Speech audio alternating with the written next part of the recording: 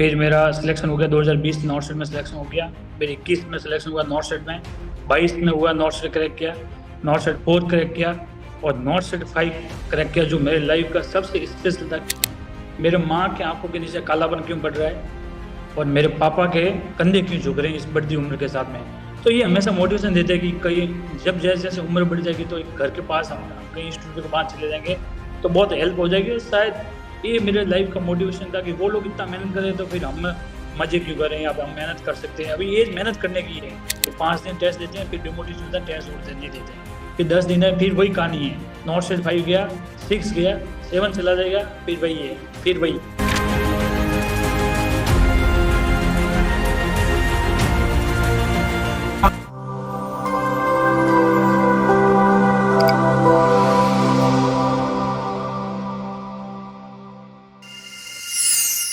नमस्कार, एक बार फिर से आप सभी साथियों का हार्दिक स्वागत, अभिनंदन टीएनसी के इस ऑनलाइन प्लेटफॉर्म में। Myself Gujarat Pularia, assistant nursing superintendent AIIMS Patna. एक बार फिर से आप सभी साथियों का हार्दिक स्वागत और अभिनंदन करता हूं। आज इंटरव्यू का सेशन एक बहुत ही खास सेशन होने वाला है और इस सेशन में हमारे साथ मुख्य मेहमान के रूप में है अशोक जी, जो कि झालोर से बिलोंग करते हैं। तो सबसे पहले तो बहुत बहुत बधाई और शुभकामनाएं। हाँ सर, बहुत बहुत गुड इवनिंग आपको भी।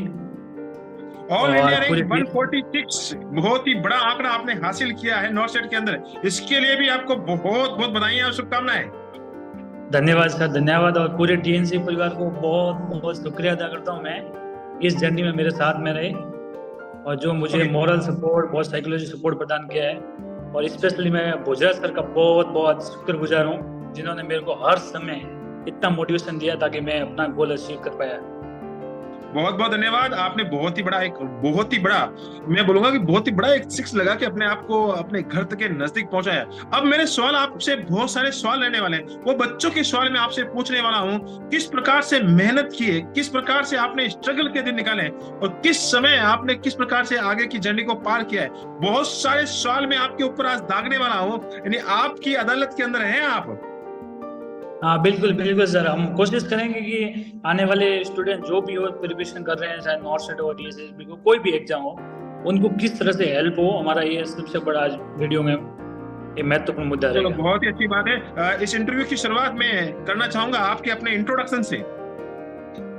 हाँ, मैंने उदयपुर से कॉलेज ऑफ नर्सिंग की थी। मैं 2019 में पास आउट था। उसके बाद मैंने एग्जाम कंटिन्यू दिए, ऋषिकेश एम्स है, फिर नागपुर एम्स का। फिर मेरा सिलेक्शन हो गया 2020 नॉर्थ सेट में सिलेक्शन हो गया। फिर 21 में सिलेक्शन हुआ नॉर्थ सेट में। 22 में हुआ नॉर्थ सेट क्रैक किया। नॉर्थ सेट 4 क्रैक किया और नॉर्थ सेट 5 क्रैक किया, जो मेरे लाइफ का सबसे स्पेशल था, क्योंकि इसमें स्टेज फर्स्ट और स्टेज सेकंड था। तो दो एग्जाम मैंने क्रैक किए, तो ये मेरे स्पेशल था कि 146 रैंक मैंने हासिल की। इसके अलावा मैंने पीजीआई चंडीगढ़ का एग्जाम क्लियर किया, जिपमेर पंडुसरी का एग्जाम क्लियर किया और एक नेवी का भी एग्जाम मैंने क्लियर किया। तो ये मेरे लाइफ के लिए, और CHO वगैरह के मैंने एग्जाम 2-3 बार क्लियर कर दिए। तो ये मेरे लाइफ का स्पेशल था ये। बहुत ही अच्छी बात है। जिस प्रकार से आपने एग्जामों के नाम कंटिन्यूसली आपको मुख्य ज़बानी याद है, तो मैं जानना चाहूंगा कि आपने आज तक कितने एग्जामों को क्लियर कर लिया है? सर मैंने अभी तक 12 एग्जाम क्लियर कर लिए और 6 मेरे पास ऑफर लेटर पड़े, 6 जगह के, अलग अलग डिफरेंट जगह के। बहुत ही अच्छी बात है और बहुत ही बड़ा कि हर बच्चा ये चाहता है कि अपने घर के नजदीक आने के लिए बिल्कुल अलग अलग सी जर्नी पार करता है और अपने घर के लिए बहुत सारे एग्जाम देता है, और जो सूटेबल एग्जाम होता है उसके अंदर आपने हासिल किया। आपने नॉर्थ सेट के अंदर एक 146 रैंक हासिल किया है और उसके अंदर 2 पड़ाव थे, प्रीलिम्स और मेंस का पड़ाव। इस पड़ाव में किस प्रकार से मेहनत किया आपने? सर मुझे हमेशा एक बात याद रहती है, जब इसका ये नोटिफिकेशन आया तो हमेशा आपने एक बात बोली थी कि टीएनसी है तो बेड़े पार है। तो जब प्रीलिम्स का आपने उस तरह से एग्जाम आपने कंडक्ट किया, हमेशा मॉर्निंग में टेस्ट होते थे, इवनिंग में टेस्ट होते थे, तो एक अच्छे से प्रिपरेशन हो जाएगी और लगभग 12 से 15 हजार क्वेश्चन प्री में हो गए और मेंस के 12-15 हजार, तो एक रिव्यू हो गया अच्छे से। ताकि जब हम क्वेश्चन प्रैक्टिस करते हैं या टीएनसी की एक ऐसा एग्जाम लेके आ जाती है जो आपको नॉर्थ सेट से पहले आपका प्री असेसमेंट करती है, आपको पता चल जाएगी कि आपका कहाँ पे आप स्टैंड कर रहे हो, क्या मेहनत की जरूरत है आपको। तो ये टीएनसी का मेरा बहुत योगदान रहा है। और मैंने टीएनसी 2021 से मैंने टेस्ट देने शुरू किए थे। 20 से देता था जब आपके 25 क्वेश्चन शुरू हुए थे, मेरे बताया शायद आई थिंक गूगल पे आते थे 25 क्वेश्चन। और उसके बाद मैंने 21 में तो ऐसे में तो मैं भी लाइट में लेता कि यार टीएनसी से क्या होगा, तो वो ये रैंक 2200-2300 रैंक आई थी मेरी। फिर 22 में मैंने कंटिन्यू एग्जाम दिए तो बहुत अच्छा रैंक आया, 1400 इतना रैंक था मेरा। तो फिर एक कंटिन्यू एक टीएनसी के साथ मेरा एक हार्टली अटैचमेंट हो गया था कि भले खाना नहीं खाऊं पर टेस्ट दूंगा, ये मैंने ठान लिया था। बहुत ही बड़ा एक बात बोली है, भले ही खाना नहीं खाऊंगा लेकिन टेस्ट जरूर दूंगा, और लगातार आप टेस्ट दे रहे थे। तो कभी आपको ऐसा फील नहीं हुआ कि यार अब तो एक सफलता मिल चुकी थी, जैसे आप बता रहे हैं कि 2020 के अंदर आपको एक सफलता मिल चुकी थी, उसके बाद भी आपको लगातार आपको घर के नजदीक आने के लिए आप लगातार मेहनत कर रहे थे, तो कभी ऐसा फील नहीं हुआ कि आज 5 दिन हो गए टेस्ट देते देते, कभी आज ड्यूटी है तो टेस्ट छोड़ देते हैं, आज फिर से कल दे देंगे, फिर परसों दे देंगे, तो क्या ये जर्नी बीच बीच में रुक रुक के चली या लगातार चलती गई? सर वो एक था मन में कि नहीं यार कोई अच्छा करना, मेरा ये टारगेट था कि मेरे को एक बार 150 रैंक के अंदर जाना। ये मैंने ठान लिया था मन के अंदर कि एक बार नॉर्थ साइड में मैं कैसे कमाल करे। लोग हम सुनते थे कि उसके 100 रैंक आई, 150 रैंक आई। तो मैंने आपको एक बार आपको भी बोला था, मैंने कहा सर मैं अच्छी रेंज ला के आपको इंट्रो दूंगा, और शायद वो आज हमारा क्षण आपसे मिलना हो रहा है। बिल्कुल बिल्कुल। वैसे आपके बहुत अच्छी अच्छी रैंक आई थी और पिछले नॉर्थ में भी आपने एक बहुत ही बड़ा आंकड़ा हासिल किया था, लेकिन वो 500 के करीब आंकड़ा था, तो नहीं आपने बोला था कि नहीं सर मैं आपको बिल्कुल 200 के अंदर अंदर यानी 150 के अंदर में रैंक लाके दिखाऊंगा, और उसी दिन मैं आपको इंटरव्यू दूंगा, और वो दिन आज आ चुका है और बहुत ही अच्छी आपने 146 रैंक को हासिल किया। ये होता है कॉन्फिडेंस, और इस कॉन्फिडेंस के साथ ही सब कुछ संभव होता है। अब मैं आपसे ऐसे ऐसे क्वेश्चंस पूछने वाला हूं, और बहुत सारे क्वेश्चंस मैं बच्चों के लेके आने वाला हूं, जो कि बच्चों के मन में अमूमन चलते रहते हैं। बच्चे ये सोचते कि इतना लंबा संघर्ष थकान सी हो जाती है, कभी ऐसा लगता है कि यार दिल गवा नहीं दे रहा, अब तो मेरा सिलेक्शन होगा ही नहीं, अब मैं थक चुका हूँ, ड्यूटी भी रहती है और बहुत सारे झंझट दिमाग में चलते रहते हैं। उन सभी से आपने कैसे कंट्रोल किया कि नहीं जाना तो घर पे ही है, मेहनत तो करनी है, और रोजाना एग्जाम देना एक बहुत ही बड़ा टास्क है, तो कैसे अपने आप को मोटिवेट रखा आपने? सर मेरे अंदर एक मोटिवेशन क्योर्स था मेरे लाइफ में का कि मेरे माँ के आंखों के नीचे कालापन क्यों बढ़ रहा है और मेरे पापा के कंधे क्यों झुक रहे हैं इस बढ़ती उम्र के साथ में। तो ये हमेशा मोटिवेशन देते हैं कि कहीं जब जैसे जैसे उम्र बढ़ जाएगी तो एक घर के पास हम कहीं इंस्टीट्यूट के पास चले जाएंगे तो बहुत हेल्प हो जाएगी। और शायद ये मेरे लाइफ का मोटिवेशन था कि वो लोग इतना मेहनत करें तो फिर हम मजे क्यों करें, यहाँ पे हम मेहनत कर सकते हैं, अभी ये मेहनत करने की है। तो वो एक बहुत बड़ा था। और इस जर्नी में मेरे टीएनसी का बहुत सपोर्ट रहा, जहाँ से मैंने कोचिंग कर ली तो मैंने इकट्ठा कर लिया नोट्स कि मैंने ये सिलेक्ट कर लिया कि मेरे को ये कंटेंट पढ़ना है और टेस्ट देने हैं, और इंडिया की one of the best test TNC है। Thank you so much. बहुत ही जबरदस्त लाइन की है, और मेरे लिए इमोशनल लाइन है कि यार मुझे पापा और मम्मी का ध्यान रखना है और उनके लिए मुझे उनके करीब जाना जरूरी है, और उसके लिए भी आपने सोचा कि वो इतनी मेहनत कर सकते तो मैं तो हमेशा मेहनत करूंगा। ये एक बहुत ही बड़ी मोटिवेशनल लाइन हमेशा जिस बच्चे के दिमाग के अंदर जब चले तो बिल्कुल अब बहुत ही बड़ा मोटिवेशन आता है। तो मैं अब थोड़ा टीएनसी पे आ जाता हूँ। टीएनसी के साथ आपने लगातार आपने एक बहुत ही लंबा संघर्ष 12 एग्जामों में सफलता ली है, और वो भी लगातार टीएनसी के साथ मिलकर सफलता ली है। तो आज बहुत बड़ा एक्सपीरियंस आपके पास है टीएनसी का।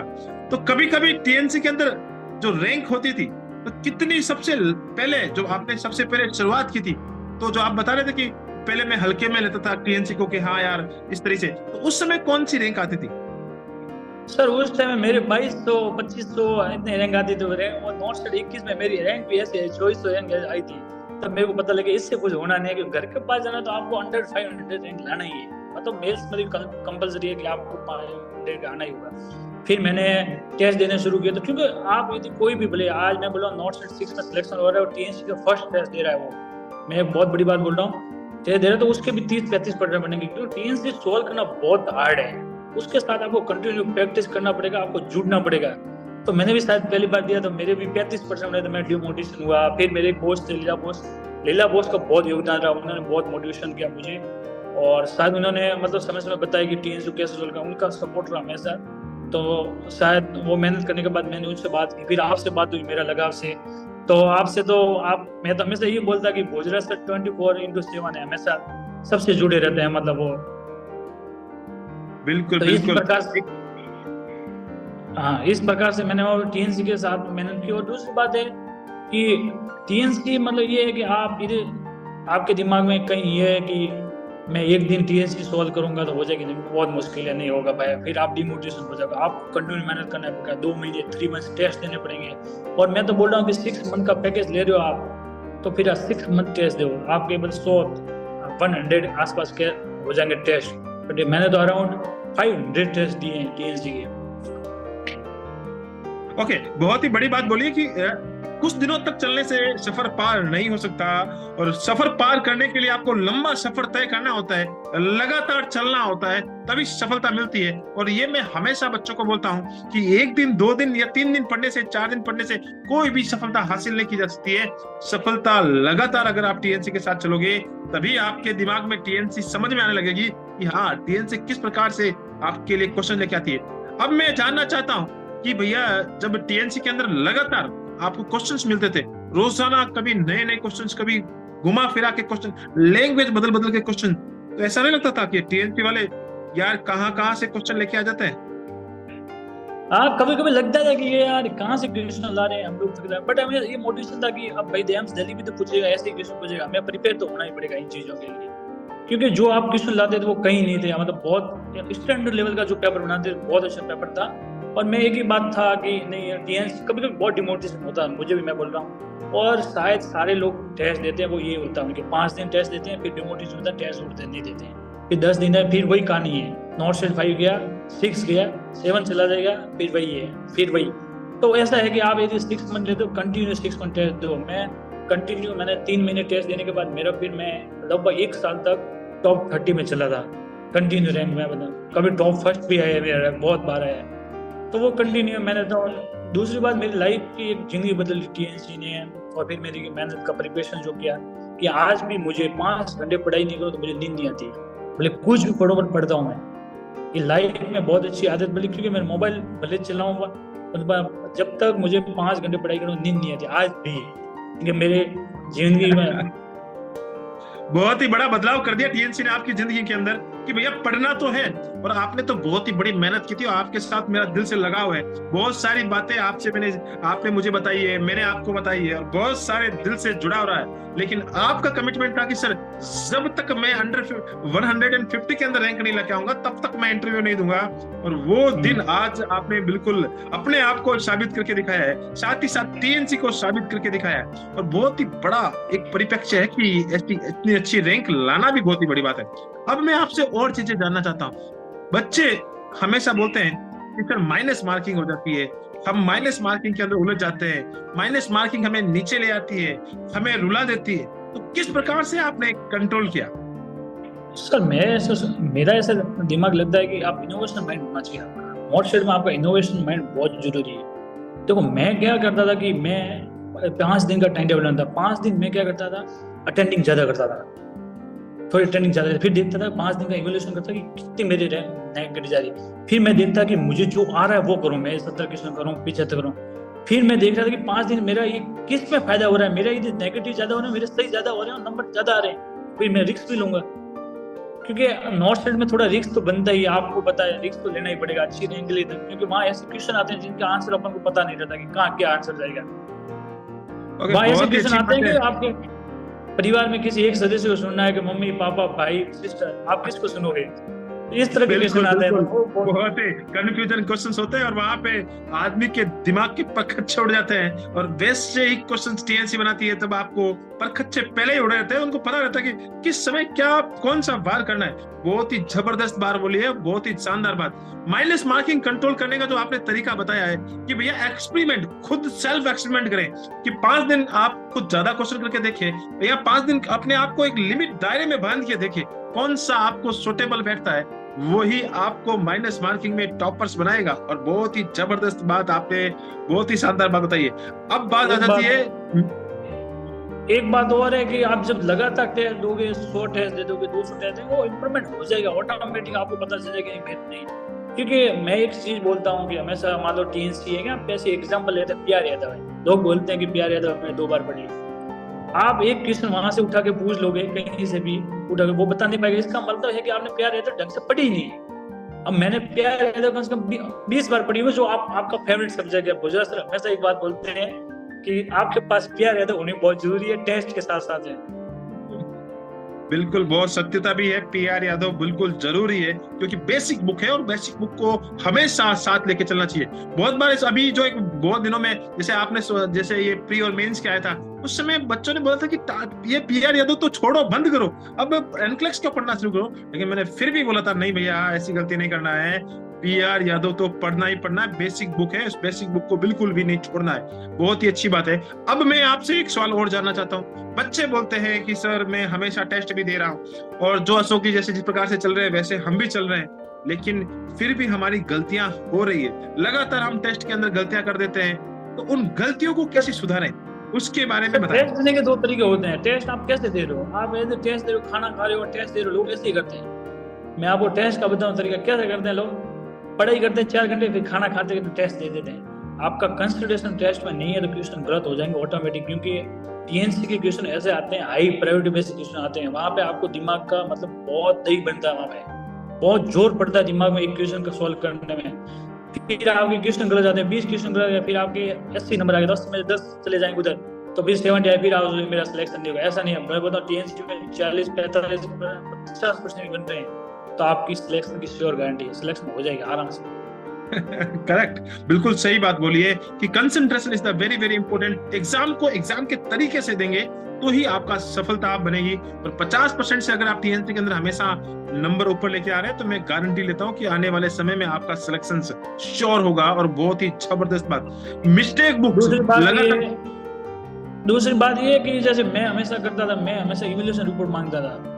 यदि आप नहीं भेज पाते भी कभी कभी टेक्निकल तो मैं खुद लेता, क्योंकि वो इवैल्यूएशन रिपोर्ट से आपको पता चलेगा कि कितनी माइनस मार्किंग कर रहे हो, क्या इंप्रूवमेंट हो, एक महीने के आपके कितने परसेंटेज जा रहे हैं, आप 65 पे रह रहे हो, 70 पे बन रहे हो, या 60 बन रहे हैं, 55, उससे आपको पता है। मैंने एक चीज ऐसे ऐसे लोग देखे हैं जिन्होंने टीएनसी 50% बनने के बाद बहुत अच्छी रैंक लाए, बाद उन्होंने रेगुलर टेस्ट दिए, उन्होंने कड़ी मेहनत की, क्योंकि उस लोग क्या करते हैं, 1 महीने पहले टेस्ट ले लेते हैं, फिर 10-15 टेस्ट दे देते हैं, फिर वो उसमें नंबर आ नहीं पाता है, नंबर नहीं आ पाता, डिमोटिवेट, फिर बोलते हैं टीएनसी खराब है। टीएनसी खराब नहीं है, आपके प्रिपरेशन खराब है। बहुत सारे बच्चे होते हैं क्योंकि एक कम समय के अंदर सफलता पाने के, सफलता का कोई शॉर्टकट होता ही नहीं है, और सफलता बिल्कुल शॉर्टकट से कभी मिली भी नहीं है। सफलता के लिए आपको एक लंबा सफर तय करना पड़ता है, और वो लंबा सफर आपको रोजाना तय करना पड़ेगा। एक एक कदम आपको ऊपर की तरफ ले जाने पड़ेंगे, तभी आपको सफलता हासिल होगी। अब मैं थोड़ा सा ये जानना चाहता हूँ कि बच्चे बोलते हैं कि आपने टीएनसी की टेस्ट दी, वीडियो एमसीक्यू लिया, और लगातार आप टीएनसी के साथ कंटिन्यूअसली बढ़ रहे थे। इसी दौरान आपको कौन कौन सी ऐसी बुक्स थी जो आपके साथ आपकी जर्नी में आपको यहाँ तक 12 एग्जामों में सफलता दिलाई है? देखो मैं सर 5 पॉइंट पे बात करना चाहता हूँ।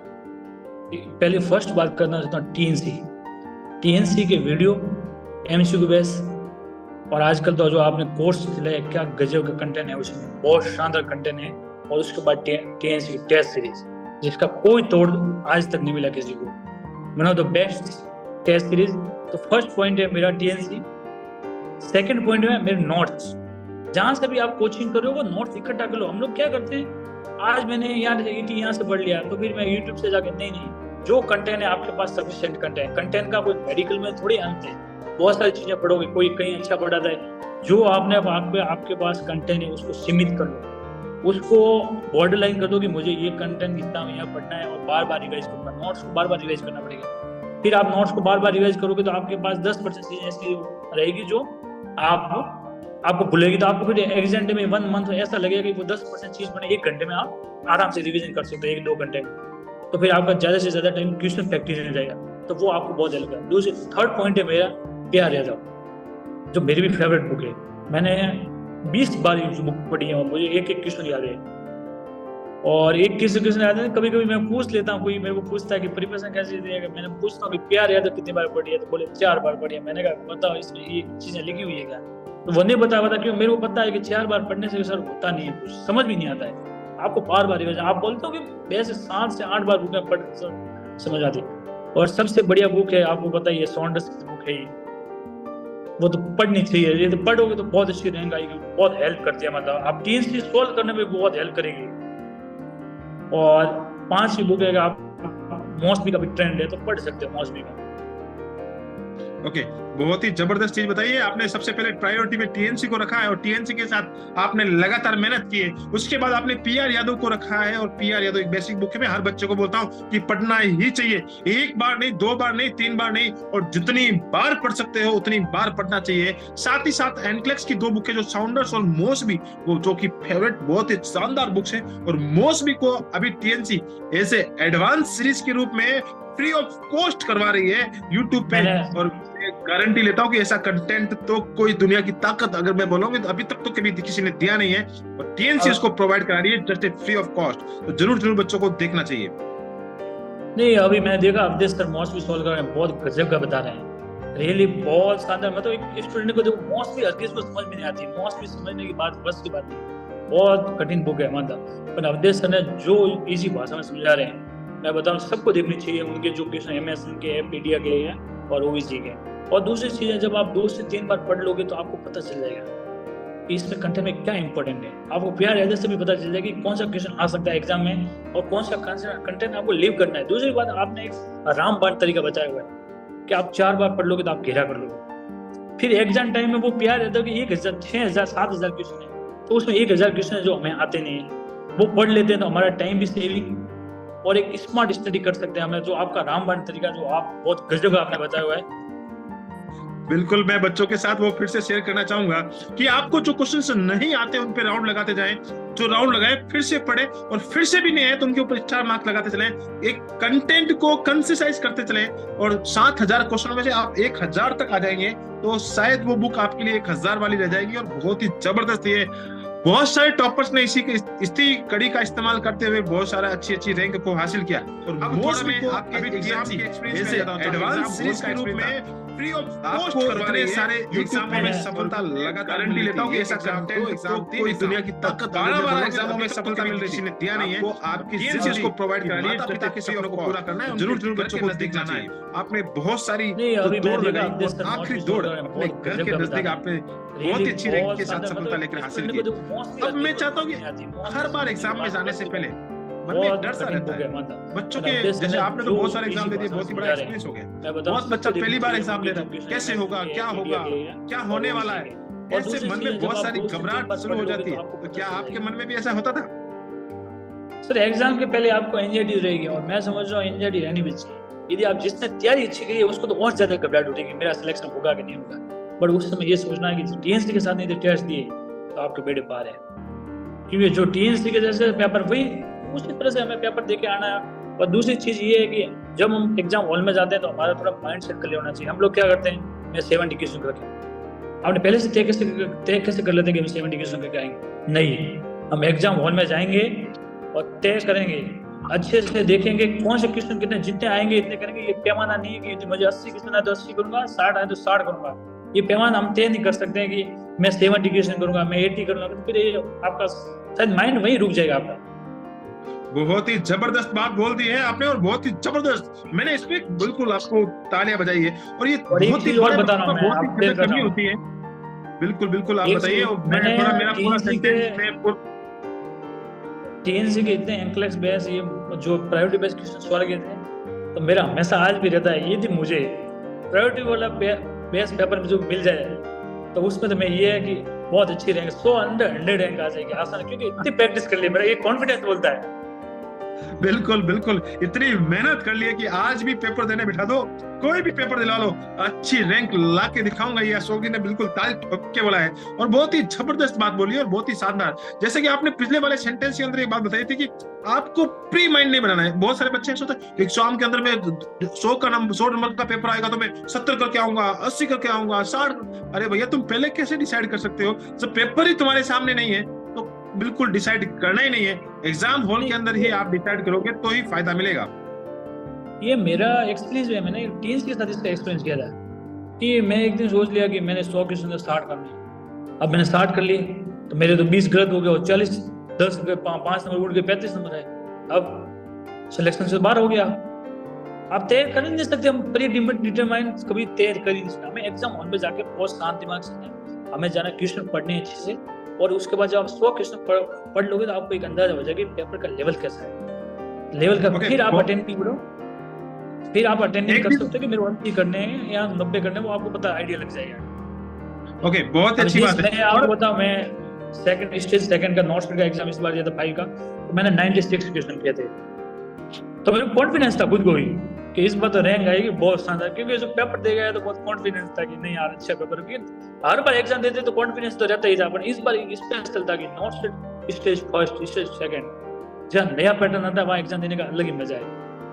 बिल्कुल, बहुत ही। और इस बार तो आपको पता ही था कि इस बार तो मैं 6 लगा के आया और 96 है, और एक बहुत ही बड़ा आंकड़ा आपने हासिल किया, और वापस 146 का आंकड़ा बड़ा ही लकी आंकड़ा है, और वो आंकड़ा आपने हासिल किया। सच में एक बहुत ही बड़ा एक्सपीरियंस है ये एक्सपीरियंस। इसलिए हम बच्चों के सामने लेके आ रहे हैं कि बच्चों को इतना बड़ा एक्सपीरियंस, बहुत ही बड़ा एक्सपीरियंस आपको एक बिल्कुल कम समय में आपको दिया जा रहा है। क्योंकि यहाँ पे हम लोग आपस में जो इंटरव्यू कर रहे हैं, इस इंटरव्यू से बहुत सारे बच्चे इस इंटरव्यू को देखेंगे तो उनको पता लगेगा कि हाँ, किस प्रकार से मेहनत को कंटिन्यू किया जाता है और मेहनत से इस इतनी अच्छी रैंक को हासिल किया जाता है। अब एक लास्ट में मैं थोड़ा सा टीएनसी के बारे में पूछना चाहूंगा कि टीएनसी के बारे में आपका क्या राय है, और टीएनसी के बारे में बहुत सारे बच्चों का अलग अलग राय होता है, तो मैं आपसे अपनी राय पूछना चाहूंगा कि टीएनसी के लिए आप कुछ 2 शब्द जरूर बोलें। सर टीएनसी के लिए यही है कि one of the best test series in the India, बहुत अच्छी टेस्ट सीरीज आपको सबको लेनी चाहिए। और मैं बोल रहा हूँ 6 मंथ का प्लान लेना चाहिए कम से कम। आप 1 महीने का प्लान लेते हो फिर डिसाइड कर लेते हो कि नहीं, फिर थोड़ा मुश्किल हो जाता है, क्योंकि फिर आपका वो है। और ऐसा नहीं है कि आप लोग तो 1 महीने को लेकर टेस्ट लेते हैं, वो फिर आपका क्वेश्चन प्रैक्टिस कितनी है आपके खुद के ऊपर है। बट टीएनसी लेनी बहुत जरूरी है। जिनका सिलेक्शन, जिनको लगता है कि मेरा यहाँ सिलेक्शन नहीं हो रहा है, उनको एक बार टीएनसी लेके कंटिन्यू आप मेहनत करो, जब तक नहीं हो सिलेक्शन तब तक। मैंने दूसरी बात, जो आप मेहनत कर रहे हो, मैं बताऊँ सैल्यूट करता हूँ पूरी टीम को, और स्पेशली भोजराज सर को, कि रात को 2 बजे भी कॉल करते तो कॉल उठाते हैं। मैंने तो बहुत बात की है आपसे, मेरे को आपको पता ही है, आपको 1 बजे कॉल करता था मैं, कभी कभी सर ये, फिर हम 1 घंटा बात कर लेते, तो थोड़ा मेरे को भी बहुत एनर्जी मिला। मेरे लाइफ में आपका बहुत योगदान है कि आपने बहुत मुझे एनर्जी प्रदान की, मोटिवेशन, एनर्जी, एनकरेजमेंट किया, बहुत शानदार। और लाइफ चेंज हो गई, मतलब ये है कि जैसे नॉर्थ स्टेट 5 में सिलेक्शन हो गया, नॉर्थ स्टेट 4 में, नॉर्थ स्टेट ये 2022 नॉर्थ स्टेट, उसके बाद मैंने जिपमेर का टफेस्ट एग्जाम क्लियर किया, जो आपको पता ही है जिपमेर का टफेस्ट एग्जाम माना जाता है। उसके बाद पीजीआई सर्टिफिकेट में सिलेक्शन हुआ। तो अलग अलग ऐसे बहुत सारे लोगों ने नेवी का किया, अलग अलग सिलेक्शन हुए मेरे। तो मेरे लाइफ का मतलब आप एक रोल मॉडल बन के उभरे, और एक बहुत अच्छा मुझे मोटिवेशन है। और दूसरी बात मैं स्टूडेंट को ये बोलना चाहूँगा कि प्रिपरेशन के टाइम में आपको देखो एंजाइटी तो होगी। यदि आप किसी बंदे को एंजाइटी नहीं हो रही, उसका मतलब ये है कि वो उसका ट्रैक पे नहीं है, वो सिलेक्शन होगा ही नहीं। आपको रोज लगेगा कि मेरा सिलेक्शन होगा ही नहीं होगा, एंजाइटी लगेगी, घबराहट होगी, वो होना बहुत लाजमी, मेरे को भी होती थी, सबको होगी। और यदि आपको ऐसा हो रहा है तो फिर आप नॉर्थ 66 के विजेता बनने जा रहे हो। ओके, बिल्कुल, बहुत ही शानदार आपने बात बोली है कि एंजाइटी होना एक लाजमी है, और अगर आपको एंजाइटी हो रही है इसका मतलब आपकी तैयारी बहुत अच्छी है, और आने वाले समय में आप नेक्स्ट नॉर्थ स्टेट के अंदर विजेता बनने जा रहे हैं। बहुत ही शानदार बात। अब लास्ट में मेरा एक सवाल, जो कि बहुत ही इंपॉर्टेंट क्वेश्चन है, और आने वाले जितने भी फ्यूचर नर्सिंग ऑफिसर इस इंटरव्यू को देख रहे हैं, उस इंटरव्यू में वो बच्चे ये जानना चाह रहे हैं कि अशोक जी, आपने 12 एग्जाम बिल्कुल फतह हासिल की है, आपकी जर्नी को हमने सुना है, आपके एक्सपीरियंस को मैंने सुना है, लेकिन एक ऐसा सजेशन, ऐसा की पॉइंट, ऐसा रामबाण हमें भी दे दीजिए कि आने वाले समय में जिस प्रकार से आपने एक 146 का आंकड़ा हासिल किया है, उससे भी अच्छा आंकड़ा हम हासिल कर रहे हैं और आपसे भी अच्छी रैंक लेके आए, तो उसके लिए क्या रामबाण देना चाहेंगे बच्चों को? सर मैं फर्स्ट पॉइंट, डिस्ट्रैक्शन बंद कर दो, बिल्कुल डिस्ट्रैक्शन। यदि फोन भी आपका डिस्ट्रैक्शन है तो बंद करो। वो लोग आइडेंटिफाई कर लो जो आपको डिमोटिवेशन करते हैं, आपकी टांग खिंचाई करते हैं, आपके आसपास ऐसे नकारात्मक लोग हैं, नेगेटिव लोग हैं, उनसे दूरी बना दो। मैंने भी बना दी, बहुत सारे लोगों से बना दी। मतलब मैं अपने पढ़ाई के धुन में हो गया, मेरे दोस्त, मैंने अपने फ्रेंड्स सिलेक्ट कर दिए। और सबसे बड़े मैं आपसे जो मोटिवेशन, हमारी बात 1-1 घंटा होती थी, फिर जैसे लीला बोस को बहुत सपोर्ट रहा, उनसे बहुत एंकरेजमेंट मेरे को किया। और दूसरी बात जिसको मैं बोलना चाहूंगा कि आपको शॉर्ट नोट बना दो, टीएनसी का टेस्ट डेली दो, और टीएनसी का टेस्ट देने के बाद उसको रिपीट टेस्ट दो, 2-3 बार उसकी प्रैक्टिस करो। फिर भी आपको कोई क्वेश्चन गलत होगा तो एक कॉपी में लिख लो, सबसे बढ़िया तरीका है लिख लो, और इस क्वेश्चन को बार बार पढ़ो आपका। तीसरी बात ये है कि आप सेल्फ मोटिवेशन रहो, कॉन्फिडेंस खुद लाओ अंदर कि नहीं मेरा इस बार नॉर्थ, क्योंकि इतनी सीटें हैं, डीएसबी 1500 आ गई है, नॉर्थ की 4 से 5000 सीटें आएगी, वैकेंसी खूब है। मैं ये लग रहा है मुझे कि प्रिपरेशन करने वाले कम लोग हैं। आप भीड़ में देखो 1 लाख का कंपटीशन है लोग, पर यदि आपने ढंग से तैयारी कर ली तो आपका सिलेक्शन श्योर है। और दूसरी बात, ये लोग क्या करते हैं पता है, स्टूडेंट मैंने देखा है, आज इस यूट्यूब पे पढ़ रहे हैं, कल दूसरे यूट्यूब पे पढ़ेंगे, कल परसों दूसरे कंटेंट लाएंगे, फिर वही जिंदगी नोट्स बनाते रहते हैं, वहां से वहां उधर, और उधर उधर इधर उधर के भटकाव से सिलेक्शन नहीं होता है, फिर वही उस लिस्ट में हमारा नाम नहीं आता है। बहुत ही जबरदस्त स्ट्रेटजी दी है और बहुत ही शानदार स्ट्रेटजी दी है। पहले तो कोई भी प्रकार का आपके पास ऐसे लोग हैं जो नकारात्मक एनर्जी देते हैं, उनको दूर भगाएं और सकारात्मक एनर्जी वाले लोगों को अपनी जिंदगी के अंदर स्थान दें। और जितने भी आपको डिस्ट्रैक्ट करने वाले पॉइंट है, मोबाइल हो या कुछ भी हो, जैसे अभी तो रील का जमाना है, उसको तो बिल्कुल क्लोज लगाएं, उस रील को तो बिल्कुल देखना ही बंद करें। और तीसरी चीज आपने बताई है बहुत ही शानदार चीज, टीएनसी के साथ लगातार हमेशा आगे बढ़ते रहें, टेस्ट दें और फिर से उस व्यवहार को रिपीट करें, और अगर आपको लग रहा है फिर से उसका रिवीजन करें, लिखते रहे। चौथी चीज आपने बता दी कि YouTube का जमाना बहुत ही जबरदस्त जमाना आ चुका है। आप फ्रिक्वेंटली जो YouTube शॉपिंग है वो उसको बंद करें, और YouTube शॉपिंग को बंद करके प्रॉपर वे में लगातार मेहनत करते रहें, तो जिंदगी आसान होने वाली है और 146 से भी अच्छी रैंक हासिल होने वाली है। तो इस इंटरव्यू सेशंस को आपने अटेंड किया, उसके लिए बहुत बहुत धन्यवाद। आप ऐसे ही हमेशा अपना नाम, अपने माता पिता का नाम, जिस धरती से आते हैं उस धरती का नाम, साथ ही साथ जितने भी गुरुजनों ने आपको यहाँ तक पहुंचाया है उन सभी गुरुजनों का नाम रोशन करते रहे। जय हिंद, जय भारत, वंदे मातरम। लास्ट में मैं 2 लाइन और बोलना चाहता हूँ कि मेरे साथ में जो मेरे टीचर्स रहे, कॉलेज टाइम में फ्रेंड्स रहे, कॉलेज के टीचर रहे, जहाँ भी लोग रहे, टीएनसी परिवार रही, मैंने कोचिंग, उन सबका धन्यवाद। स्पेशली भोजराज सर का बहुत बहुत धन्यवाद। और मैं 2 लाइनें बोलना चाहता हूँ जो स्टूडेंट को हमेशा मोटिवेशन करेगी। बार बार मैं भी गुनगुनाता जहाँ भी जाता कि रख वो हौसला वो मंजर भी आएगा, रख वो हौसला वो मंजर भी आएगा, थक कर न बैठ ये मंजिल के मुसाफिर, मंजिल भी मिलेगी और मिलने का मजा भी आएगा। धन्यवाद बहुत बहुत।